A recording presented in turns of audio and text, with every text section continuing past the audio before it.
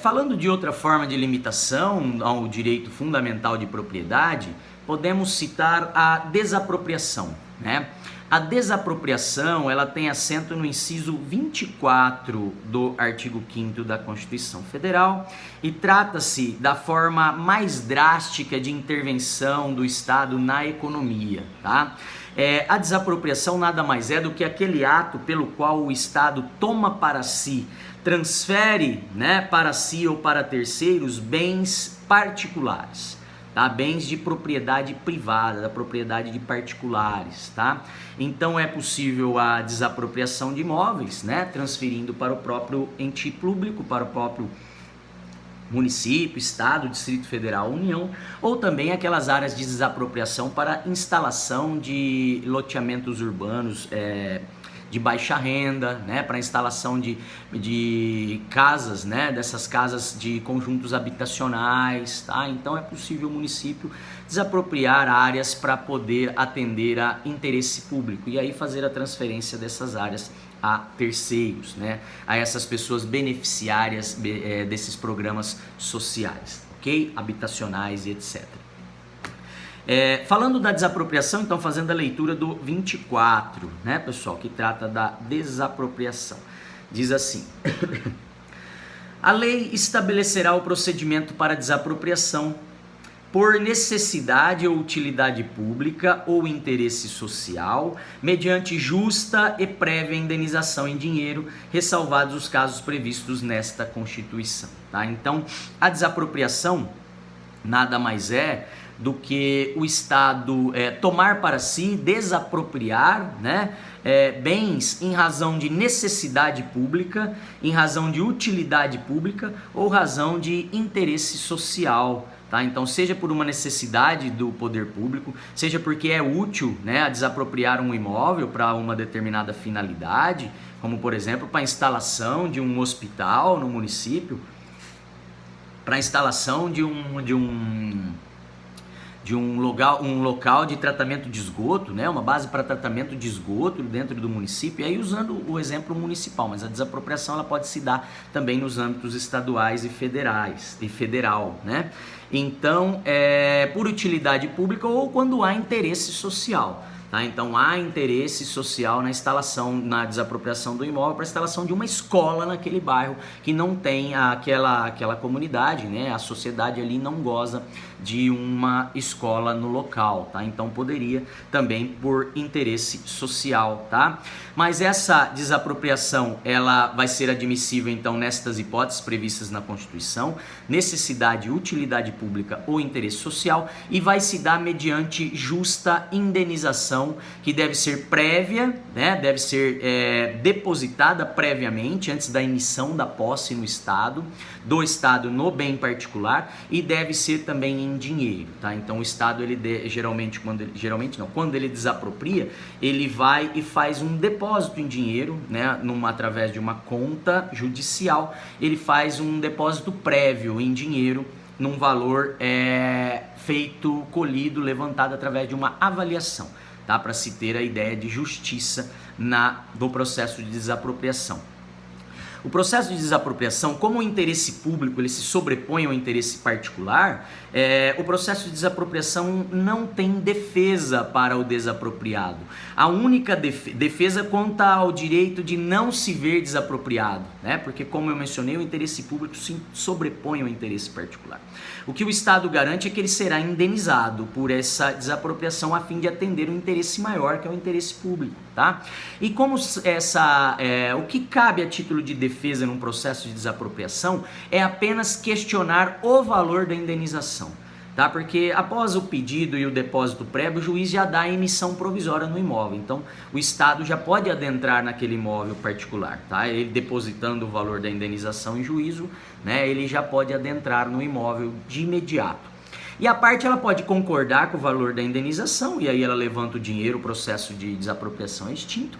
E se ela não concordar, ou seja, a única defesa que cabe num processo judicial de desapropriação é dizer que o valor da indenização não é justo, que o imóvel foi subvalorizado, que o valor de mercado é superior, né? E aí nesse processo o juiz normeia então um perito judicial, né? Porque a avaliação prévia ela é feita pelo ente, tá? Então é o município que contrata um avaliador, ou é feito ali pelo seu corpo de engenheiros, né? De urbanistas que trabalham no município. Mas caso a parte questione a justiça no valor da indenização, o juiz irá nomear um perito judicial para poder verificar se o valor é realmente justo, né? E aí então essa indenização possa atender o disposto na Constituição Federal, ok? Além da função social da propriedade e a desapropriação, né, da propriedade, que são limitações ao meu direito de propriedade, deixando claro que ele não é um valor absoluto, um direito fundamental absoluto, nós temos ainda a figura do confisco, né? Confisco de propriedade nada mais é do que a transferência da propriedade particular para o Estado sem qualquer direito de indenização, tá? E na verdade ocorre em situações excepcionais, né, pessoal? Previstas lá no 243 da Constituição Federal, que menciona assim o 243: as propriedades rurais e urbanas de qualquer região do país onde forem localizadas culturas ilegais de plantas psicotrópicas ou exploração de trabalho escravo na forma da lei serão expropriadas e destinadas à reforma agrária ou a programas de habitação popular, sem qualquer direito de indenização ao proprietário e sem prejuízo de outras sanções previstas em lei, observado no que couber o disposto no artigo 5º, tá? Então, o 243, ele garante o direito de propriedade, porém, nós não podemos utilizar a propriedade de modo a agredir interesses da sociedade. E quando essa agressão for se dar por meio da utilização da propriedade para plantio de substâncias psicotrópicas, ou seja, para produção de substâncias tóxicas, né, de drogas, né, plantas que levam à confecção de drogas, no caso, né, ou com a exploração de trabalho escravo, né, na forma do 243, se tiver usando a propriedade para plantio de substâncias psicotrópicas ou para exploração de trabalho escravo, essa propriedade ela vai poder ser confiscada pelo Estado.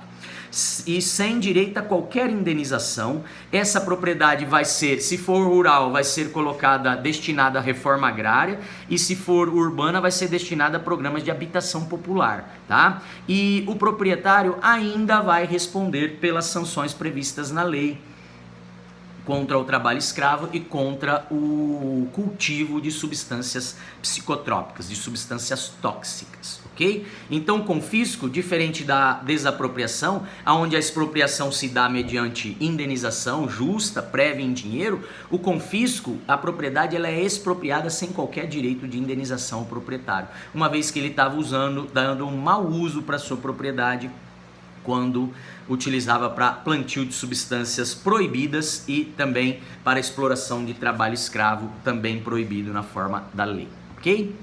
Outra limitação do meu direito de propriedade é a chamada requisição, né? A requisição, que tem assento no artigo 5º, inciso 25, ela vem também depois prevista lá no 139 do texto constitucional, né?